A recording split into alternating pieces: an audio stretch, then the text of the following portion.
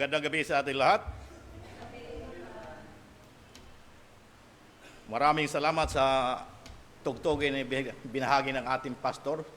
Awit ng pasasalamat. Tunay nga na dapat tayo magpasalamat araw-araw, pinagkakalooban tayo ng buhay at kaligtasan. Kahit anumang hamon ang dumating sa ating buhay, palagi tayong magpasalamat sa Panginoon. Ang mga bagyo, dilubyo dumadating sa atin, ayon lamang ay simula na tayo pinatitibay sa darating na mga araw sa bandang huling araw. Kaya dapat tayong magpasalamat, umawit ng pasasalamat. Magandang gabi sa ating mga nasa online. Tayo muli narito upang humarap sa Panginoon sa pananambahan. Sa ating pagpapatuloy, tayo po, inaanyayahan ko kayong tumayo sa ating panalangin. Tayo manalangin. Panginoon Diyos na makapangyarihan sa lahat, kayo po ang nagbibigay ng buhay at kalakasan at ng aming mga tinatangkilik. Pinupunan ninyo ang aming mga pagkukulang at kahinaan. Wala kaming sariling aming kundi lahat mula sa inyo. Salamat muli ninyo kaming tinipon sa pagsamba. Buksan po ninyo ang aming puso at isipan sa pakikinig at magbigay kagalakan at kalakasan sa aming kaluluwa. Hinihiling po namin ang pangunahan kami ng banal na Espiritu at hubugin na magiging mabuting mga lingkod ninyo, maging ang mga nasa online, at pag-impo kami ng yaman sa langit. Salamat sa pag-ibig at pagkalinga na ibinibigay ninyo sa amin. Kayo nawang aming may taas at mapapurihan. Patawarin po ninyo kami sa aming mga kasalanan at linisin ang aming puso. Ang mga kapatiran parating inyo pong ingatan at makasama namin ngayong gabi. Ihanda po kami sa pakikinig. Ito po ang aming dalangin sa pangalan ng Panginoon Hesus. Amen. Manatiling nakatayo sa pag-awit. Muli po ay magandang gabi sa ating lahat. Good evening. And tayo po ay umawit, I Am Resolved.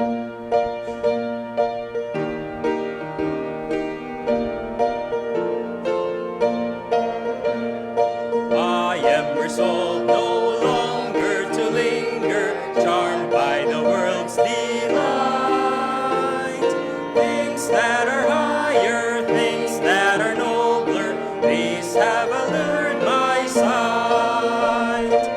I will hasten to him, hasten so glad and free. Jesus, greatest, highest, I will come to thee. I am resolved to follow the Savior, faithful and true each day. Heed what he saith, do what he willeth, he is the living way. I will hasten to him, hasten so glad and free. Jesus, greatest, highest, I will come to thee. I am resolved, and who will go with me? Come, friends, without delay. Taught by the Bible, led by the Spirit, we'll walk the heavenly way. I will hasten to him, hasten so glad and free. Jesus, greatest, highest, I will come to thee. Patuloy po tayong umawit, Be Thou My Vision.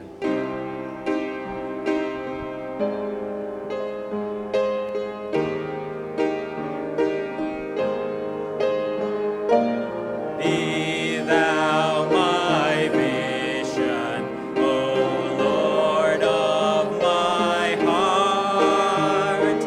Not be all else to me, save that thou art. Thou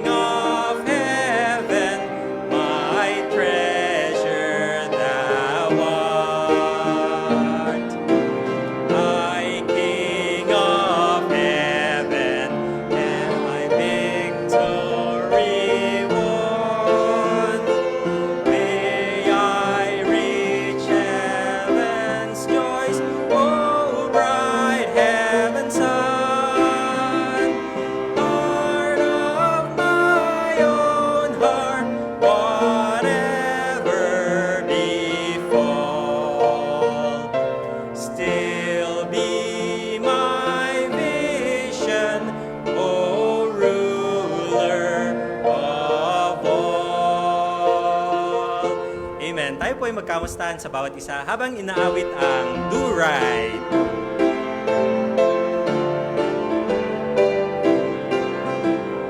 Right is always right, and wrong is always wrong, and we must learn to separate the two. If you love the right, the Lord will give you light, so seek the right in everything you do. Do right till the stars fall, do right till the last call, do right when there's no one else to stand by you. Do right when you're all alone. Do right, though it's never known. Do right, since you love the Lord. Do right, do right. One more time. Do right till the stars fall. Do right till the last call. Do right when there's no one else to stand by you.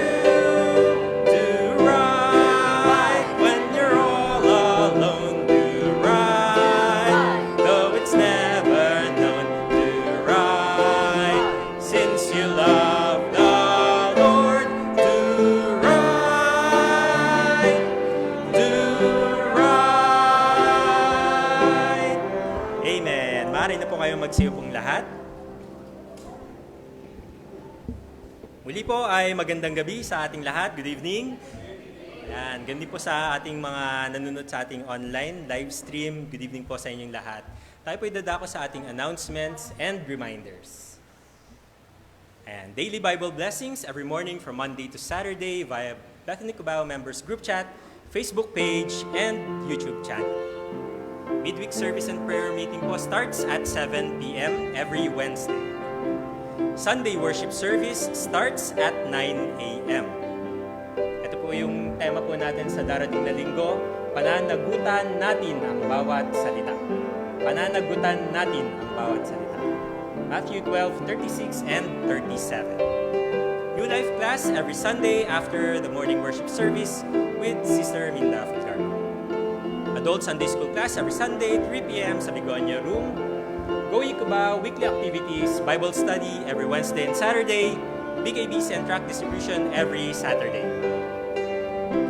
Home Bible study, prayer fellowship, and monthly worship service sa Camarin, Caloocan every Friday po yan. Home Bible study, San Mateo Rizal every Saturday. At worship service sa Taytay Rizal every Saturday din po. Ayan, special missions gift giving sa darating na linggo po yan. Pagkatapos po ay sa hapon, meron tayong Lord's Supper. Okay. First time visitor Sunday, sa Sunday din po yan. At patuloy po natin gawin po ito, no? Each one bring one every Sunday and Wednesday. Ayan. Malapit na po, Bethany Cubao Choir Fundraising Cantata, December 7, 6 p.m. At ating 36th Missions Conference and 60th Church Anniversary, December 17 to 21, 2025. Panalangin po natin ang ating mga gawain na yan. At muli po tayong tumayong lahat para isa pa pong awitin, Seek Ye First.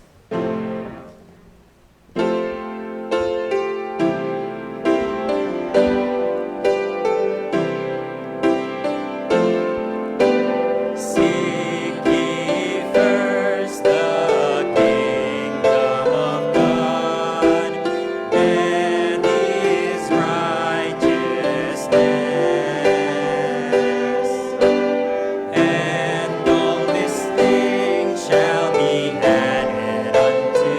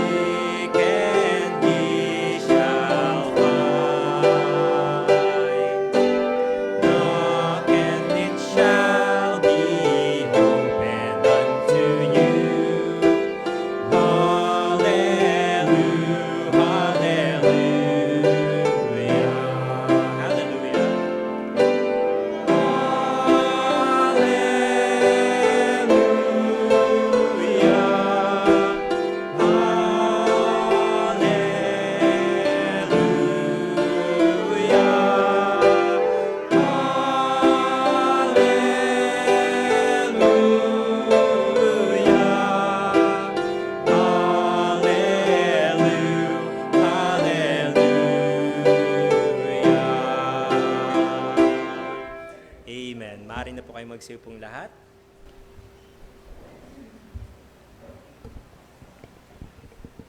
At ngayon po ay handa po natin ang ating puso't isipan sa pakikinig at pag-aaral ng salita ng Diyos. Tawagin po natin Brother Renato Alegre. Muli, magandang gabi sa ating lahat. Ang pamagat ng ating paksa ngayong gabi, mayaman sa pera, pobre sa kaluluwa. Hindi bali tayo maging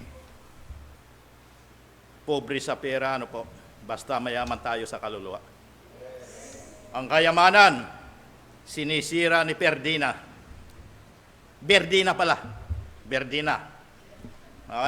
Sinalanta na naman, ang dinaanan ni Tino, dinaanan ulit ni Berdina. Kaya ang labas sa kanila, napurnada, ang pera. Opo. Kaya, salit tayo magpakayaman dito sa lupa, pagtuunan natin ang sa langit. Makikita natin ang ating teksto sa aklat ng Lucas, Kapitulo 12, versikulo 13 hanggang 21. Mahaba-haba ito, Magsalitan tayo sa pagbasa. Ako sa 13, kayo 14. Ayon sa pagkakasunod, sabay-sabay sa 21. Inanyahan ko kayong tumayo sa pagbasa ng ating teksto. Ayon nga dito sa ating teksto, Lucas Kapitulo 12, versikulo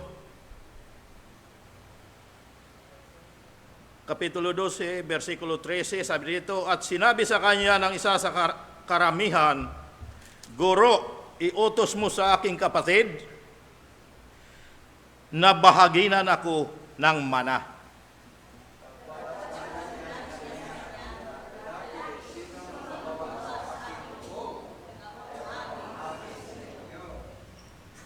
At sinabi niya sa kanila, mangagmasid kayo at kayo'y mangag-ingat sa lahat ng kasakiman, sapagkat ang buhay ng tao ay hindi sa kasaganaan ng mga bagay na tinatangkilik niya.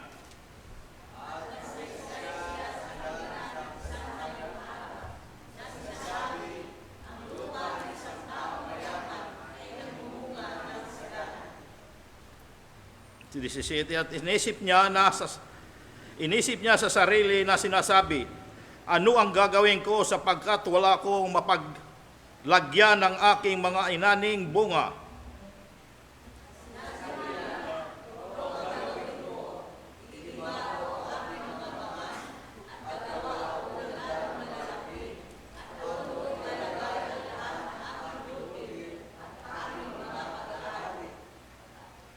At sasabihin ko sa aking kaluluwa,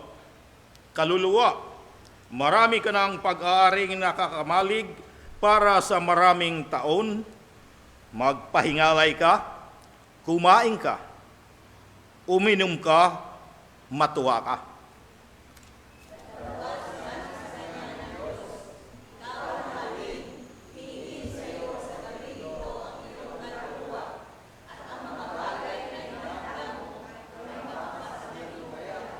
Sabay-sabay sa 21. Gayon nga ang nagpapakayaman sa ganang kanyang sarili at hindi mayaman sa Diyos. Pagpalain nawa tayo ng Panginoon sa pagbasa ng Biblia. Tayo muna dumulog sa kanyang harapan.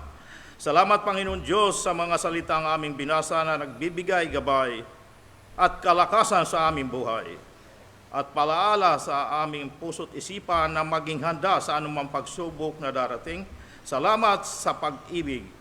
Magkaroon nawa kami ng yaman sa langit, patuloy po ninyo kaming hubugin upang magawa ang nais ninyo sa amin at ito namin ang aming puso't isipan sa makalangit na pananaw. Nawa samahan ninyo ang iyong lingkod, bigyan ng katatagan at kaalaman sa pag-ahayag ng Ebanghelyo. Sa pangalan ng Panginoon Hesus, Amen. Maaari na po kayo mapo.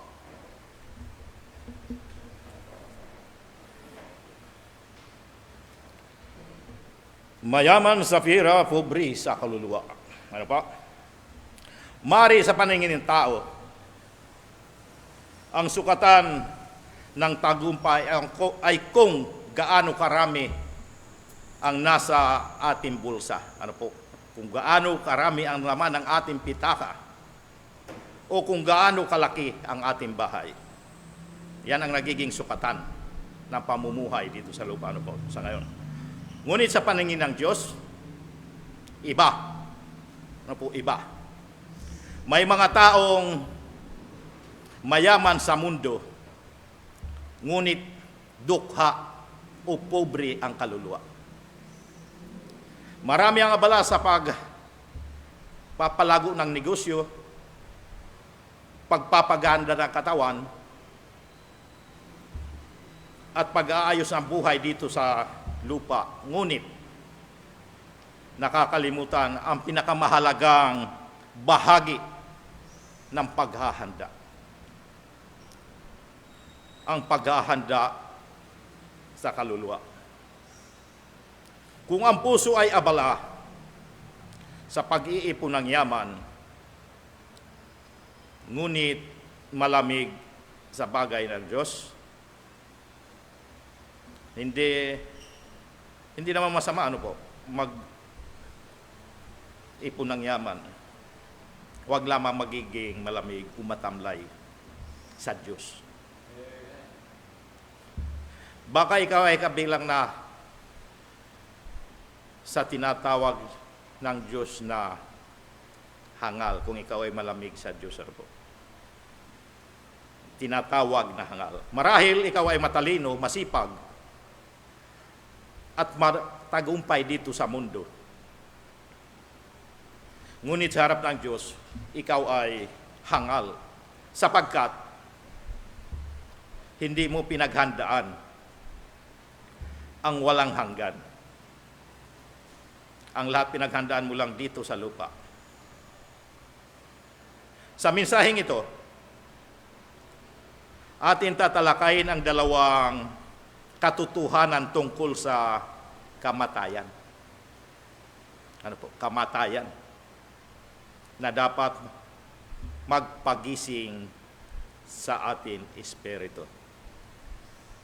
Kaya dapat hindi lamang sa lupang ating pinaghahandaan, mabuting at pinaghahanda din ang sa kabilang buhay sa langit. Meron tayo dalawang punto, o bahagi. Ang ating unang bahagi, ang kamatayan ay nagugulat. Opo, mabubulaga tayo. Pagka hindi tayo handa, mabubulaga.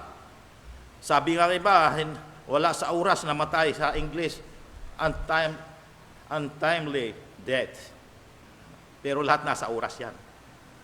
Sa kanilang tawag lamang po yan. Mabubulaga tayo. Biglang darating ang kamatayan. Ang kamatayan na dumarating sa oras na hindi inaasahan. Totoo po yan. Hindi natin hinihintayan, hindi inaasahan, kusang dumarating. Walang abiso, walang paunang tawag. At walang pagkakataon makipag-ayos pa. Tulad ng mayaman dito sa parabola, maaari natin planuhin ang atin kinabukasan. Ngunit, kung hindi natin isasama ang Diyos, walang mangyayaring mabuti sa atin. Lahat ay mauwi sa kawalan. Ayon nga sa ating teksto, ang mayaman ay nagkaroon ng maraming ani. So magadang ani niya, nagkaroon ng maraming ano. Ayon sa Lucas Kapitulo 2, versikulo 16, sabi dito, at nagsaysay siya sa kanila ng isang talinhaga na sinasabi, ang lupa ng isang taong mayaman ay namumunga ng sagana. Ayun po. Namumunga ng sagana, kaya marami siyang aanihin. Ang kasaganaan ay hindi kasiguruhan ng kaligtasan. Opo. Maraming ipon, ngunit tiyak ba ang kaluluwa? Maraming tao ang iniisip, ang pagyaman ay tanda ng pagpapala ng Diyos. Opo, totoo po. Ngunit sa kasong ito, ito'y paalaala ng kapahamakan. Sagana sa ngayon, sa huli kapahamakan ang aanihin. Dahil makasarili, ano po? Ang Diyos ay hindi laban sa kasaganaan. Ngunit, laban sa pusong nakakalimot sa Kanya. Kaya, pag yumaman, magpasalamat sa Diyos. Ano po? Huwag makakalimot. Ayon pa sa ating teksto,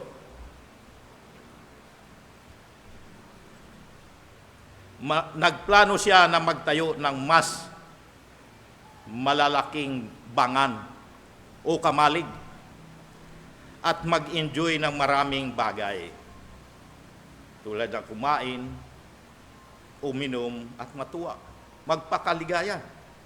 Apo. At umasa na mahaba pa ang kanyang buhay. Ayon nga sa verse 18 sa ating teksto, Lucas 12, 18 at 19, sabi dito, at sinabi niya, ito ang gagawin ko. Ayun, nagplano na kagad na mabuti para sa kanya. No po? Igigiba ko ang aking mga bangan at gagawa ako ng lalong malalaki. Ililipat niya ang kanyang ari-arian, yaman. At doon ko ilalagay ang lahat ng aking butil at aking mga pag-aari. Ano po? Maganda ang plano ng lalaki, ano po? Kung hawak niya ang kanyang buhay, maganda sana. Sa 19, at sasabihin ko sa aking kaluluwa, marami ka ng pag-aaring nakakamalig para sa maraming taon, magpahingalay ka. Kumain ka, uminom at matuwa ka. Kung inyo pong mapapansin, ano po? Ang kanyang mga plano ay puro ako. Ako at akin. Kanyang sarili lamang. Wala sa kanyang isipan ang Diyos. Hindi kasama. Uang kapwa. Lahat ako, akin. Hindi natin hawak ang bukas. Na walang nakakatiyak ng bukas. Kaya ang tunay na karunungan ay ang mabuhay na may paghahanda para sa kabilang buhay.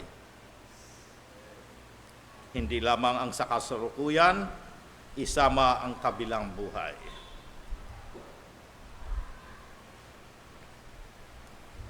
Ngunit sinabi sa kanya ng Diyos na sa gabi ding na iyon ay mamamatay siya. Binalaan na, sa gabi ding iyon, mamamatay siya. Bibigyan ng wakas ang kanyang kayabangan at kahambugan. Ano po? Ayon sa Lucas 12:20, datapwat sinabi sa kanya ng Diyos, ikaw na haling o hangal, hihingi sa iyo sa gabing ito ang iyong kaluluwa. At ang mga bagay na inihanda mo ay mapapasa kanino kaya. Ang Diyos mismo ang nagtakda ng wakas ng bawat tao na kanyang nakalimutan. Ano po? Sa isang iglap, magtatapos ang kanyang buhay at lahat ng pinaghirapan ay maiiwan lamang. Hindi niya madadala sa kanyang kamatayan, hindi madadala sa kabilang buhay. Sa mata ng tao, ano po? Sa mata ng tao, siya ay matagumpay. Kaya gustong gayahin ng iba, ano po? Ang tagumpay ng taong mga nagtatagumpay. Sa mata ng Diyos, siya'y hangal. Ano po? Ang katotohanan, alam natin na tayo ay mamamatay. Po, alam natin tayo lahat mamamatay. Ano po? Darating at magaganap ang ating kamatayan. Ngunit, hindi natin alam kung kailan. Huwag na tayo magmamadali. Ano po? Hintay lamang. Alam ba natin kung kailan tayo mamamatay? Hindi po. Walang nakakalam. Ang Diyos lamang ang nakakalam. Ano po? Maaari ang iba, alam, lalagyan pa ng pizza dahil magpapatiwakal. Ganun. Pero tayo hindi. Malibang kina Aaron at Moises na alam nila kung kailan sila mamamatay sa Bilang 20, 22 at 29. Sinabi ni Yahweh kay kina Aaron at Moises na mamamatay si Aaron. Kaya nalaman niya kaagad na ang kanyang kamatayan kung kailan. Ano po? Pagkakat nila sa bundok ng Hor, isinama niya si Eleazar, kanyang anak. Pagkahubad ng kanyang kasuotan, ay namatay si Aaron ang isuot ni Eleazar ang kanyang kasuotan. Si Moises sa Deuteronomio Kapitulo 31:16, sinabi pa ni Yahweh kay Moises na malapit na ang iyong kamatayan. Ipinaalam na. Kaya alam nila ang kanilang mga kamatayan kung kailan. Sa 34:5, namatay si Moises sa lupain ng Moab. Tayo hindi natin alam. Ang Diyos lamang ang nakakaalam. Ano po? Maliban, ayun nga, sinabi ko kanina, sa mga nagsusuicide. Ang kamatayan ay dumarating o hinihintay lamang, hindi pinamadali. At hindi pinipiling mangyari kung kaya tayo ay nagugulat. Kapag dumating, hindi na tayo maaring makiusap. Tika muna o ipagpaliban muna. Ang kamatayan ay walang pinipili. Ano po? Marami ang bigla na lamang kinukuha ng Diyos sa oras na hindi nila inaasahan. Ang tanong ay hindi kailan mamamatay. Handa ka na ba? Yan ang tanong. Handa ka na ba sa kamatayan? Kaya nga sinabi ni Matthew Henry, ano po, sa Tagalog nito, bawat araw ay dapat gamitin na paghahanda para sa atin huling araw, sapagkat hindi natin alam kung kailan iyon darating. Ang kamatayan ay magnanakaw. Dumarating ng walang abiso. Walang paalam. Kapag dumating ito, tapos na ang maliligayang araw. Ano po? Tapos na ang happy-happy. Tapos na ang lahat ng pagkakataon upang magsisi o magbalik loob. Kaya't habang may buhay, may pag-asa. Kaya dapat tiyakin ang mga sumusunod bilang paghahanda. Ano po? Tiyakin patungo ka sa langit. Ligtas ka na ba? Dapat handa na. Ano po? Dapat sigurado at tiyak na sa langit ang punta. Huwag lumihis ng daan sa kaliwa. Dapat dumiretso sa langit. Handang managot. Tiyakin handang managot. Ano po? Sa Diyos tungkol sa pamumuhay mo. Ikaw lamang ang nakakaalam at sasagot kung ano ang ginawa mo dito sa lupa. At wala kang tagapagtanggol o padrino. Ikaw lamang ang haharap. Tiyakin na ituwid na. Tiyakin na ituwid na ba ang relasyon sa kapwa. Habang may buhay at pagkakataon, ituwid ang relasyon sa kapwa. Huwag na tayo magpatumpik-tumpik. Huwag na ipagpaliban. Hindi natin alam ang bukas kung tayo ilalakad pa sa kalye. Ano po? Nagsilbi na ba tayo ng tapat sa Diyos? Kung hindi pa, may oras pa. May oras pa. At gawin na habang may lakas pa. Ano po? Habang may lakas pa magsilbi at maglingkod sa Diyos. Gawin na agad. Ang lahat ng ito ay bahagi ng paghahandang hindi kayang bilhin ng salapi. Hindi nababayaran. Lahat ito ay libre. Ano po? Ang ating pangalawang bahagi, ang kamatayan ay magnanakaw. Ang kamatayan ay magnanakaw. Ano po? Ninanakaw nito ang lahat ng material na bagay na ating pinaghirapan. At sa huli, walang maiiwan kundi ang ating kaluluwa. Kung wala kang yaman sa langit,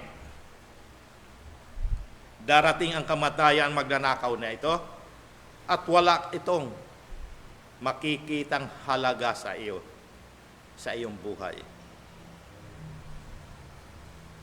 Mga simple lang makikita sa iyo, walang halaga. Mga tanso, ano po? Ayon nga sa ating teksto, ang mayaman ay lalo pang yumaman. Ayon sa verse 16 na ating teksto, ano po? Sabi nga, at nagsaysay siya sa kanila na sa isang talinhaga na sinasabi, ang lupa ng isang taong mayaman ay namumunga ng sagana. Ano po? Lalong yumayaman ang mayaman, tumutubo ang pira sa bangko. Ang naka-time deposit, lalong tumutubo. Ano po?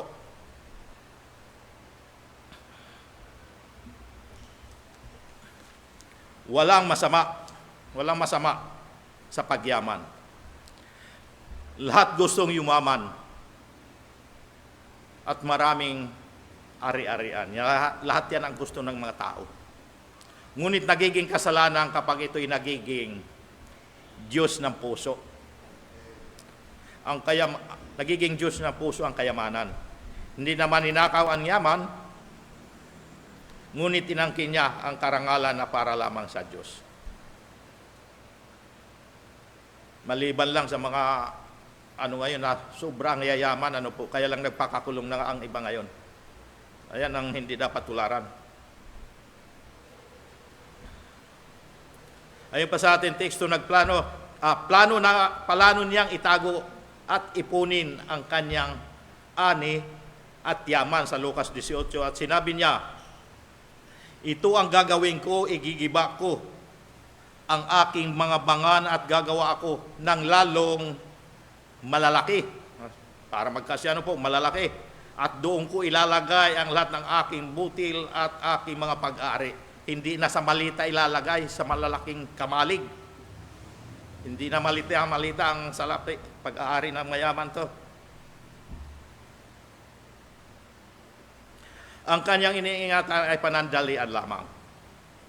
Ang lahat ng bagay dito sa mundo ay nasisira at nauubos. Ngunit ang mga gawang may halaga sa Diyos ay maranatili. Dahil siya ay mamamatay, iiwan niya sa mundo at mawawala sa kanya ang kanyang mga yaman. Ayon sa verse 20, Sabi datapwat, sinabi sa kanya ng Diyos, ikaw na haling, hihingin sa iyo sa gabing ito ang iyong kaluluwa. At ang mga bagay na inhanda mo ay mapapasa kanino kaya? Ang yaman na akala niya magpapahaba ng kanyang buhay ay naging paalaala ng kanyang kamatayan. Ang katotohanan sa huling sandali, wala tayong madadala. Iiwan lahat at pag-aawayan pa ng mga kapamilyang magmamana. Totoo yan, marami nag-aaway-away na sa mga pamanan na yan. Sinabi sa Ecclesiastes Kapitulo 2:18 at 19, sabi nga dito sa 18, mamaya, ang lahat ng pinaghirapan ay iiwan lamang sa ibang tao. At hindi alam kung ang taong ito ay pantas o marunong o mangmang. At baka masayang lang ang yaman na pinaghirapan. Masayang sa sugal o sa mga bisyo, ano po. Ang pinaghirapan ng 50 taon o buong buhay niya ay maaring ubusin at mawala ng 5 araw lamang. Ayon nga sa Ecclesiastes 2:8, at ipinagtanim ko ang lahat kong gawa sa aking ginawa sa ilalim ng araw, yaman nararapatong iwan sa tao na susunod sa akin, sa kanyang mga anak. Ano po? Anak na magmamana. Sa 19, at sinong nakakaalam kung siya ay nagiging isang pantas o isang mangmang, gayon may magpupuno siya sa lahat ng aking mga gawa. Hindi tiyak kung marunong ang magmamana. Ano po? Ang magmamana ng pinaghirapan ng mahabang taon, pag iiwanan niya, hindi niya alam kung kararapat dapat o marunong humawak na aking ginawa at sa aking pinagpakitaan ng karunungan sa ilalim ng araw, ito man ay walang kabuluhan. Ano po? Walang kabuluhan. Ayon sa sinabi ni Solomon, ano po? Na ang lahat ng pinaghirapan ay iiwan lamang sa iba. At baka sa hangal pa mapunta. Hindi tiyak kung marunong. Ang katotohanan ito ay nakakatakot. Ano po? Nakakatakot. Isang buhay na ginugol sa pagtatrabaho. Ngunit sa huli, wala palang kabuluhan kung ito'y hindi para sa Diyos. Sa kamatayan, iiwan natin ang lahat ng ating pag-ari at dadalhin lamang ang ating pagkatao. Ang tunay na kayamanan ay hindi nakikita sa mga bangko o titulo ng lupa, kundi sa karakter na hinubog ng Diyos. Kaya't habang may pagkakataon, ituon natin ang ating puso sa mga bagay na walang hanggan. Hindi sa mga panandalian lamang.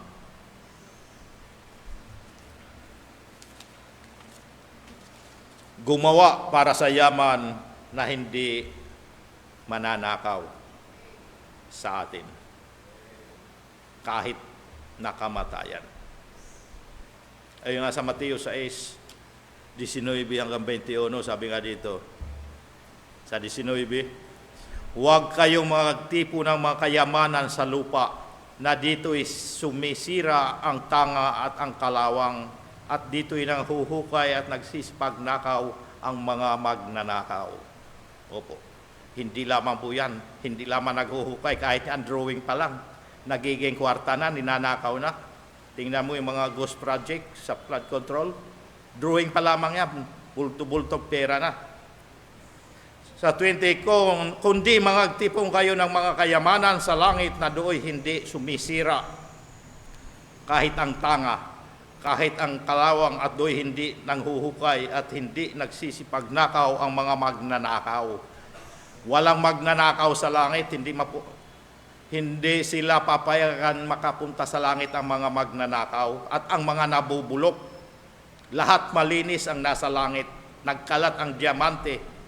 Kung magnanakaw, wala silang pagsasanlaan. Ano po?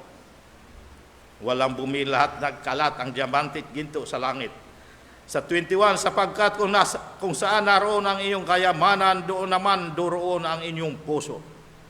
Kaya, mag-impok ng yaman hindi sa lupa, kundi sa langit.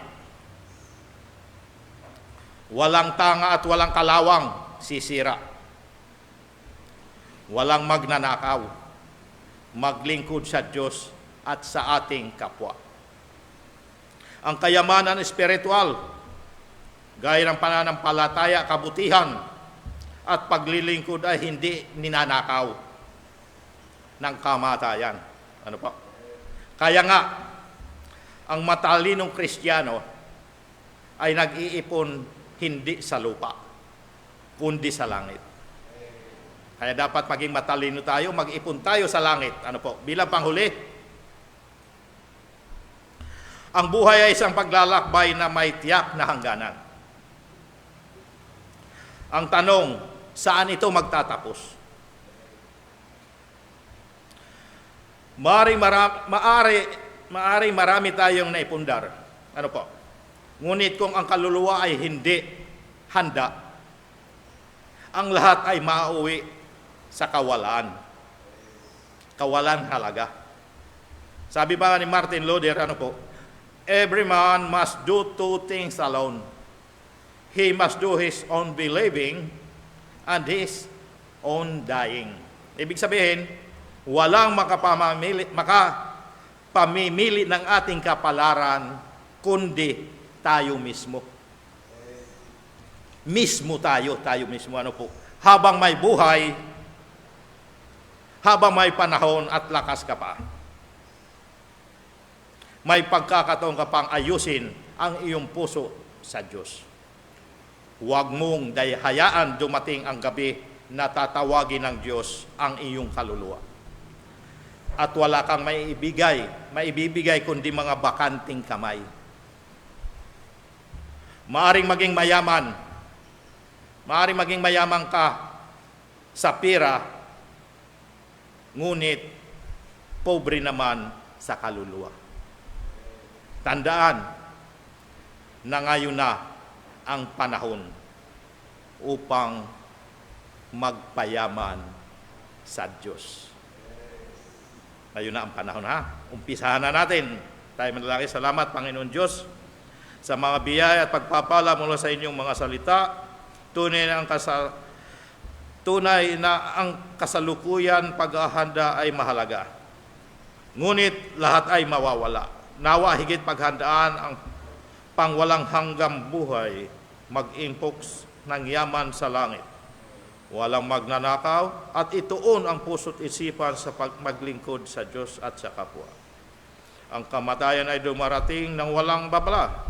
Manatili nawang handa sa pagdating. Salamat sa pag-ibig. Tulungan po ninyo kaming paghandaan ang sa kabilang buhay. Sa pangalan ng Panginoon Hesus. Amen. Sa ating pagkakaloob, ayon nga sa Kawikaan, Kapitulo 3, 9 at 10, sabi dito, parangalan mo ang Panginoon ang inyong tinatangkilik at ng mga unang bunga ng lahat mong ani. Sa gayoy, mapupuno ang inyong mga kamalig ng sagana at ang iyong mga alilisan ay aapawan ng bagong alak. Kaya ibigay natin sa Panginoon ang pinakamahusay na handog upang sumagana tayo sa ating mga tinatangkilik. Tayo manalangin. Panginoon, salamat sa masalita ang aming pinag-aralan ngayon. Nawa sa aming pagkakaloob, hipuin mo ang aming puso na magbigay na may kagalakan at pag-ibig upang magamit sa bahay-sambahan ng nayon sa kalooban. Ito po ang aming dalangin sa pangalan ng Panginoon Hesus. Amen.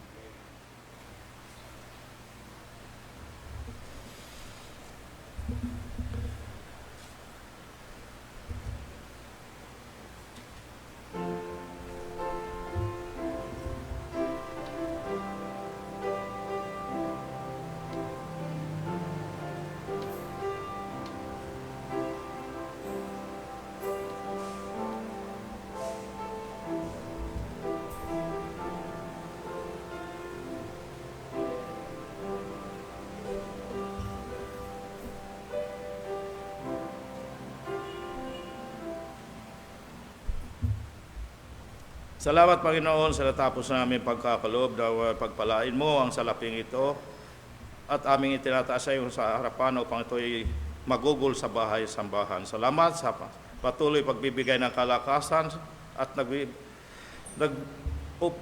tagpupuno sa aming mga pangangailangan. Nawa patuloy mo kami palakasin upang patuloy kaming magkaloob sa iyong harapan. Ito po ang aming dalangin sa pangalan ng Panginoon Hesus. Amen. Muli po tayong tumayong lahat para po sa ating pangukas na awitin, As the Deer.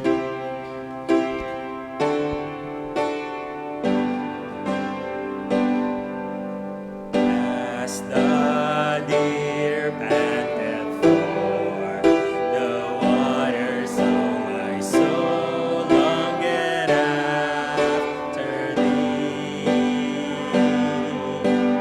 You alone are my heart's desire, and I long to worship thee. You alone. You alone are my strength, my shield. To you alone may my spirit yield. You alone are my heart's desire, and I long to worship thee. I want you. I want you more than gold and silver. Only you can satisfy.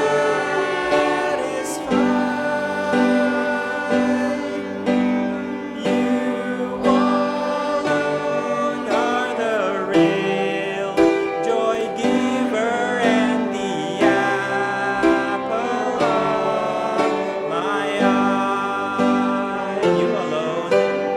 You alone are my strength, my shield.